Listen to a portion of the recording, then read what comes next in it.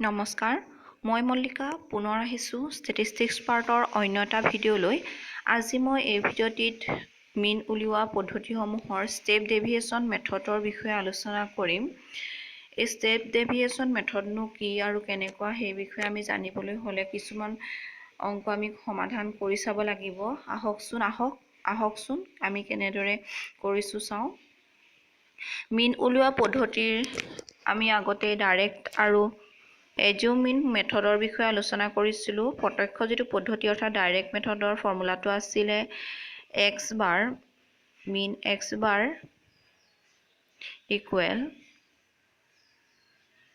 summation of f into x divided by summation of f আৰু assume মিন মেথডত আছিলে x bar equal a plus summation of f into d divided by summation of summation of f য'ত a হৈছে যিকোনো এটা assume মান আৰু d হৈছে ডেভিয়েশ্যন। d টো উলিয়াইছিলোঁ কেনেকৈ xৰ পৰা a টো বিয়োগ কৰি আমি d টো নিৰ্ণয় কৰিছিলোঁ।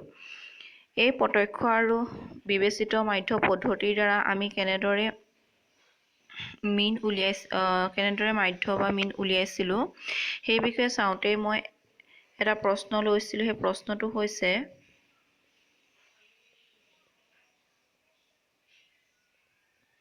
তলৰ তালিকাখনৰ মাধ্য উলিওৱা কি মেথডৰ ডাইৰেক্ট মেথডৰ দ্বাৰা শ্ৰেণী অন্তৰাল আছিলে 10ৰ পৰা 25, 25ৰ পৰা 40, 40ৰ পৰা 55, 55ৰ পৰা 70, 70ৰ পৰা 85, 85ৰ পৰা 100 আৰু ছাত্ৰৰ সংখ্যা আছিলে 2, 3, 7, 6, 6, 6। এই অংকটো মই যোৱা ভিডিঅ' কেইটাত ডাইৰেক্ট মেথডৰ বিষয়ে আলোচনা কৰিছিলোঁ। আপোনালোকে যদি চোৱা নাই চাই ল'ব। এই ডাইৰেক্ট মেথডৰ দ্বাৰা মই ফৰ্মুলাত ভেলুকেইটা পাতিলত আমি মাধ্য পাইছিলোঁগৈ কিমান 62। ঠিক একেটা কুৱেশ্যনেই যেতিয়া মই এজিউম মিন মেথডৰ দ্বাৰা কৰিছিলোঁ। ইয়াতো চাওক শ্ৰেণী অন্তৰাল আছে 10ৰ পৰা 25, 25ৰ পৰা 40, 40ৰ পৰা 55, 55ৰ পৰা 70, 70ৰ পৰা 85, 85ৰ পৰা 100। একেখন চাৰ্টেই হয়। ইয়াতো এজিউম মিন মেথডৰ দ্বাৰা আমি মিন উলিয়াওঁতে কিমান পাইছিলোঁ 62 একেই পাইছিলোঁ। এতিয়া আমি সেই একেটা অংককে কি কৰিম ষ্টেপ ডেভিয়েশ্যন মেথডৰ দ্বাৰা কৰি চাম। এতিয়া ষ্টেপ ডেভিয়েশ্যন মেথডটো আমি ফৰ্মুলাটো জানি ল'ব লাগিব। ষ্টেপ ডেভিয়েশ্যন মেথডৰ এইটো কি বুলি কোৱা হয় ঢাপ বিস্তৃতি পদ্ধতি বুলি কোৱা হয়। ইয়াৰ ফৰ্মুলাটো হৈছে x bar equal a plus summation of f into u I divide by summation of f into h। ইয়াত u কি জানি ল'ব লাগিব। u মানটো কেনেদৰে উলিয়াই xৰ পৰা a টো বিয়োগ কৰি hৰে হৰণ কৰিব লাগে আৰু h নো কি আমি অংকটো কৰিলে গম পাম। ঠিক আছে, মই তালিকাখন লিখি ল'লোঁ। শ্ৰেণী অন্তৰাল 10ৰ পৰা 25, 25ৰ পৰা 40, 40ৰ পৰা 55, 55ৰ পৰা 70, 70ৰ পৰা 85, 85ৰ পৰা 100 আৰু ছাত্ৰৰ সংখ্যা দি আছে 2, 3, 7, 6, 6, 6। একেখন তালিকাই হয়। এতিয়া আমি ষ্টেপ ডেভিয়েশ্যন মেথডটো প্ৰয়োগ কৰি চাম। ষ্টেপ ডেভিয়েশ্যন মেথডত প্ৰথমতে আমি শ্ৰেণী অন্তৰাল আৰু ছাত্ৰ সংখ্যাটো ডাইৰেক্ট আৰু এজিউম মিন মেথডত পতাৰ দৰে পাতি লৈছোঁ। শ্ৰেণী অন্তৰাল আৰু ছাত্ৰ সংখ্যাটো পাতি লৈছোঁ। প্ৰথমতে শ্ৰেণী অন্তৰাল পাইছোঁ 10ৰ পৰা 25, 25ৰ পৰা 40, 40ৰ পৰা 55, 55ৰ পৰা 70, 70ৰ পৰা 85, 85ৰ পৰা 100 আৰু ছাত্ৰ সংখ্যাটো পাতি ল'লোঁ 2, 3, 7, 6, 6, 6। এতিয়া আমি সামেশ্যন অফ f টো লাগে, গতিকে সামেশ্যন অফ f টো কি কৰিলোঁ এই গোটেইকেইটা সংখ্যা যোগ কৰিলোঁ আৰু কি পালোঁগৈ 30। এতিয়া আমাৰ xৰ মান লাগিব। xৰ মান যিহেতু নাই গতিকে আমি কি কৰিম শ্ৰেণী অন্তৰালৰ উচ্চ সীমা যোগ নিম্ন সীমা যোগ কৰি 2ৰে হৰণ কৰিম। মানে 25ৰ লগত 10 যোগ কৰিলে হ'ব 35, 35ক 2ৰে হৰণ কৰিলে হ'ব 17.5। ঠিক তেনেদৰে তাৰ পিছৰটো কৰিম 40ৰ লগত 25 যোগ কৰি 2ৰে হৰণ কৰিলে পাম 32.5। তাৰপিছত পাম 47.5, 62.5, 77.5 আৰু 92.5। এতিয়া আমি d মানটো উলিয়াই ল'ব লাগিব। d মান উলিয়াবলৈ হ'লে আমি এজিউম মান এটা ধৰি ল'ব লাগিব, a এটা ধৰি ল'ব লাগিব। a কেনেদৰে ধৰা হয় এই xৰ যিকোনো এটা মান ধৰা হয় a। মই ধৰিছোঁ 47.5টো। এতিয়া প্ৰথমতে d টো প্ৰথম মানটো কি হ'ব 47.5টো ক'ৰ পৰা বিয়োগ কৰিম xৰ পৰা, মানে 17.5ৰ পৰা 47.5টো বিয়োগ কৰিলে কি পাম বিয়োগ 30। আকৌ 32.5ৰ পৰা 47.5টো বিয়োগ কৰিলে পাম বিয়োগ 15। 47.5ৰ পৰা 47.5টো বিয়োগ কৰিলে পাম 0। ঠিক তেনেদৰে এইকেইটা বিয়োগ কৰিলে পাম 15, 30, 45।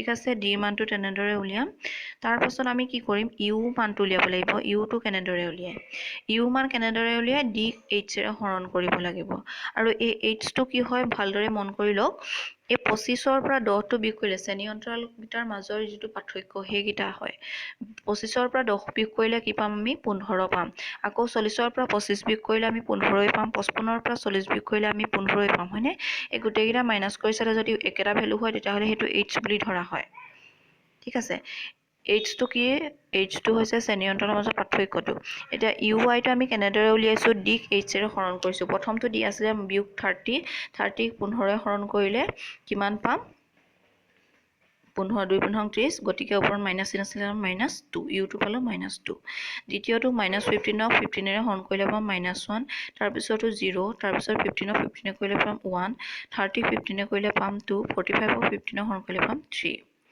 আমি এই 15 টো অন্য ধৰণেও ভাবিব পাৰো কেনেদৰে ভাবিম এই d মানকেইটা কোনটো সংখ্যাৰে যায় সেইটো উলিয়াই ল'ম মানে সাধাৰণ উৎপাদকটো উলিয়াই ল'ম সাধাৰণ উৎপাদকৰ আটাইতকৈ ডাঙৰটো ল'ম উচ্চটো ল'ম মানে 30 15 15 30 আৰু 45ৰ সাধাৰণ উৎপাদক 5ও হ'ব পাৰে হয়নে গতিকে 15ও হ'ব পাৰে গতিকে ডাঙৰটো ল'ম এই গোটেইকেইটা সংখ্যা যিটো সংখ্যা বিভাজিত হয় আটাইতকৈ ডাঙৰ সংখ্যাটোৱে d ধৰা হয় ওকে h ধৰা হয় আপোনালোকে দুইটা মেথডে ভাবিব পাৰে শ্ৰেণী অন্তৰালৰ পৰাও h টো ভাবিব পাৰে নাইবা এই d ৰ পৰা উৎপাদক উলিয়াইও h টো ধৰিব পাৰে এতিয়া আমি u ৰ মানটো পালো গতিকে ইয়াত কি কৰিব লাগিব ষ্টেপ ডেভিয়েচনৰ f * u কৰিব লাগে f ৰ মান কি দিয়া আছিলে 2 লগত বিয়োগ 2 পূৰণ কৰিলে হ'ব বিয়োগ 4 3 লগত বিয়োগ 1 পূৰণ কৰিলে হ'ব বিয়োগ 3 আৰু 7ৰ লগত 0 পূৰণ কৰিলে হ'ব 0 6 লগত 1 পূৰণ কৰিলে হ'ব 6